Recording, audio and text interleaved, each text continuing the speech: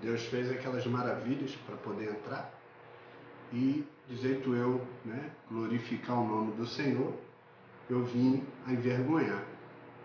Como a palavra de Deus diz, que quando a gente reconhece Jesus como Senhor e Salvador, é nos arrancado um demônio de dentro de nós. E esse demônio fica vagando pelos cantos.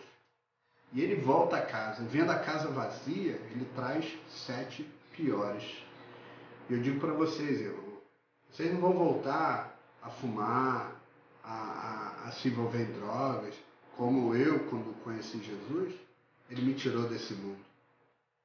Mas eles vão voltar espertos, porque eles vivem há mais de 1000 anos.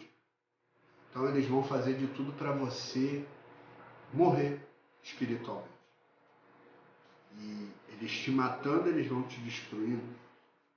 Então a gente continuou ali, né? 5 anos juntos. Aí a gente continuou ali vivendo na mentira, no engano, pensando que estava agradando Deus. Ela já estava vivendo igual a mim, indo à igreja domingo, aquela choradeira. Chegava na sexta-feira, era balada, sábado era balada, domingo estava a gente lá, 7 horas da manhã na igreja, chorando, pedindo misericórdia, e depois tudo de novo. Até que veio a notícia, né? Eu desempregado, 4 dias em casa, sem trabalho. Ela chegou em casa, toda boba, feliz da vida, contando pra mim, tem uma surpresa pra você. Aí eu falei, que surpresa? Aí ela, uma surpresa enorme. Aí eu falei, mas que surpresa, você tem o quê? Você arrumou um trabalho pra mim? Ela, não, melhor do que o trabalho. Eu falei, muito melhor do que isso. Eu falei, Ana Paula, o que pode ser melhor do que um trabalho? Porque eu tenho que pagar as contas. Eu estava desesperado, né? Eu tenho que pagar as contas, você é maluca, né? E outras palavras, porque não tinha Deus, então minhas palavras eram torpe, era dura, era covarde. Então ela feliz, ela não estava nem aí com o que eu estava falando. Ela falou, eu tô grávida. Eu xinguei um palavrão. Eu falei, tu é maluca? Tem uma criança dessa forma? E o desempregado, como é que a gente vai? Ela olhou para mim com um sorriso no rosto e falou, tanta gente é pai, mãe, não tem trabalho, não tem nada e sustenta seus filhos. Eu falei, mas eu não sou essas pessoas. E ali Deus abriu uma porta, que eu tenho certeza que foi Deus. Né? Eu fui trabalhar na CADEG, trabalhei no SEASA lá durante de 7 a 1 anos. A gravidez toda dela, entendeu? Foi uma experiência, né? Porque eu sou pai de 3, né? Tenho a Jéssica, tenho o Lucas e tenho o Caio. Mas Jéssica e Lucas, eu não tive presente na gravidez, assim, não acompanhei, não fui pai presente. É um passado muito triste, mas eu fui pai desse, acompanhei a gravidez do começo ao fim. Aí Deus abriu uma porta, me levou para Macaé, trabalhei em Macaé no período, né, de 1 ano quase. Nós se casamos, não era casado, a gente vivia fornicação. E eu saí de Macaé, aí fui pro táxi, trabalhei no táxi mais um ano, e isso só me destruiu. Na época do táxi, em 2016, tentei tirar minha vida umas 2 vezes, por causa da crise financeira. E voltei pro ônibus novamente, né, para Paranapuã, e passei o período da Paranapuã ali durante 4 anos. 2 anos, continuando envergonhando o nome do Senhor, entrei em depressão. A minha vida era trabalhar, quando eu não estava trabalhando eu estava bebendo. Né? Voltei a fumar desde que entrei na CADEG, voltei a fumar de novo, e quando eu cheguei na Paranapuã eu já estava fumando quase 4 maços de cigarro por dia, fumava um cigarro atrás do outro. Ganhava bem, o dinheiro descia igual lá. Foi uns 2 anos de depressão. Tinha grupos no WhatsApp, que eu era líder, no Zap, e 200 e poucas pessoas. Era ídolo, né? As pessoas me idolatravam, como sempre, mas ninguém pensava o que o meu sofrimento por dentro. De ter uma esposa e não ser feliz, de ter um filho que desde que nasceu, vira e mexia tinha uma febre, alguma coisa. Estava sempre enfermo. E a gente tinha plano de saúde, dos melhores, e ninguém sabia o que ele tinha, porque sempre era uma desculpa. Até que nós tivemos uma briga feia, eu agredi a minha esposa,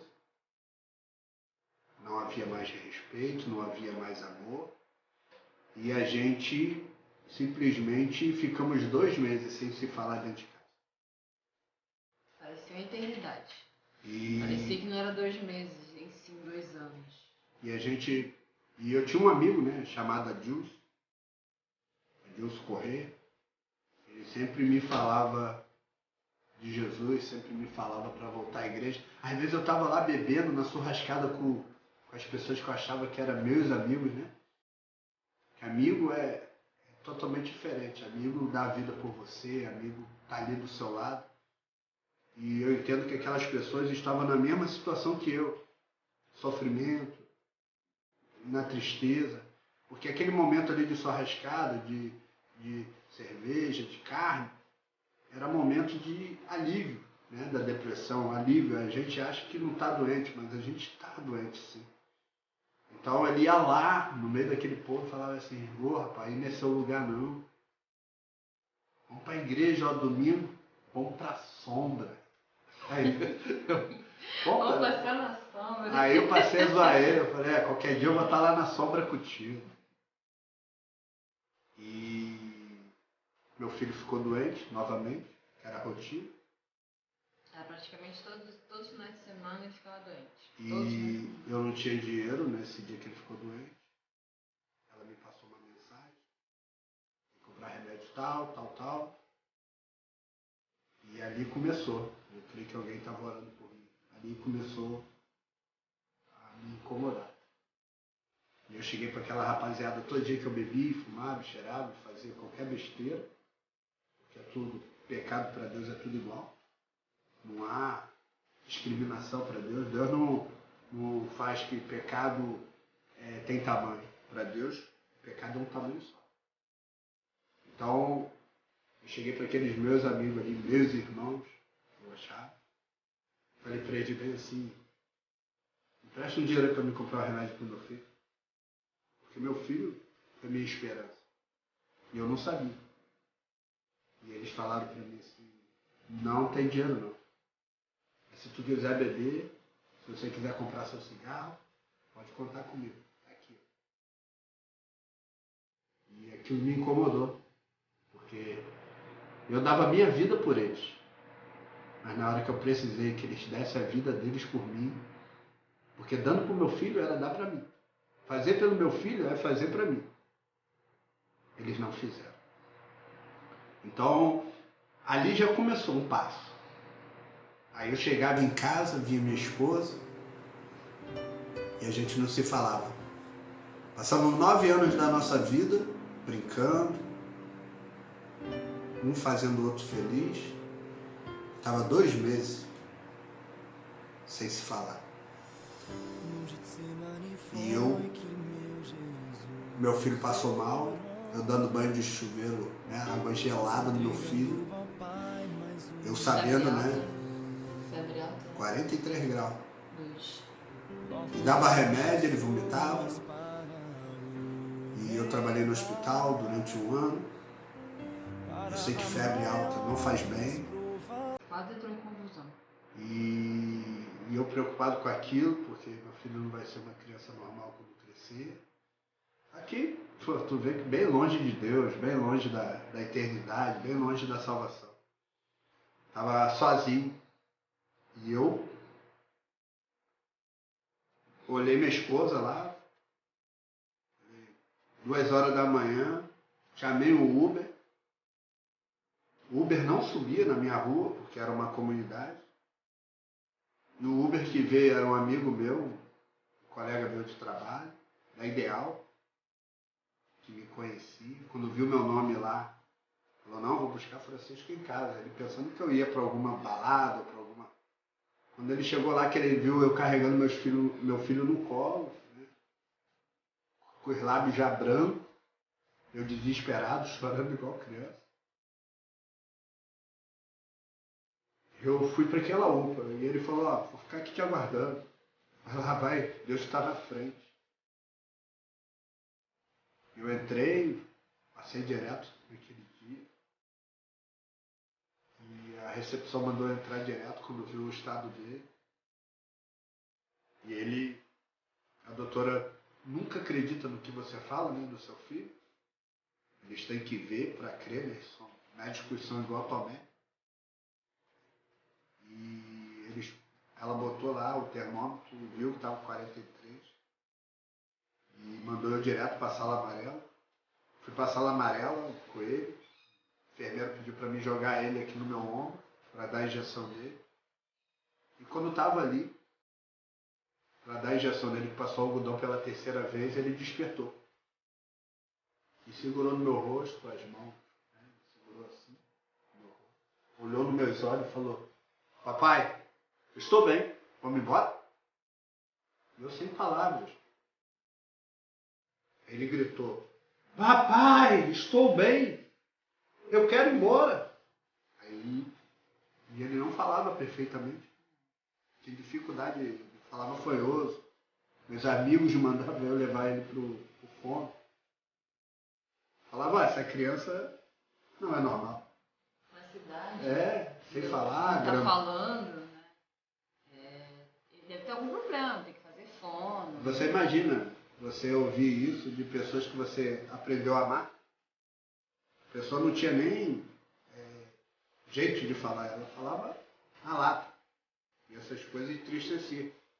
Porque eu aprendi que quando crianças nascem, umas desenvolvem para uma coisa e outras desenvolvem para outra. Se umas crescem, outras têm dificuldade. Porque ele desenvolveu muitas coisas. Muito antes ele desenvolveu a Com 8 meses ele já estava com dente. Com 4 meses e 21 dias ele nasceu o primeiro dentinho dele. Antes dos 5 meses ele já estava sentando, já estava bem firme. Já estava querendo já engatear. Ele praticamente não gateou. Ele pulou essa etapa e já foi logo querendo andar, né? Mas aí a gente vai contar em outro vídeo essa história, que é muito bonita. Né? Muito mesmo. Muito. Então eu vou deixar vocês para ficar curioso do que aconteceu. Na terceira parte do nosso testemunho, nós vamos contar como Jesus entrou nas nossas vidas. Eu espero aí que vocês deixem um like pra gente. Vocês compartilhem, né? Ative o sininho. Comente. Comente, que é muito importante, né? Ajuda muito o canal. Ajuda muito no crescimento do canal, né? Aí vocês compartilhem com seus amigos, seus colegas, no Zap, né? Que vai ser legal pra gente, o crescimento do canal também. Obrigado. Obrigada e até a próxima. Tchau. Tchau.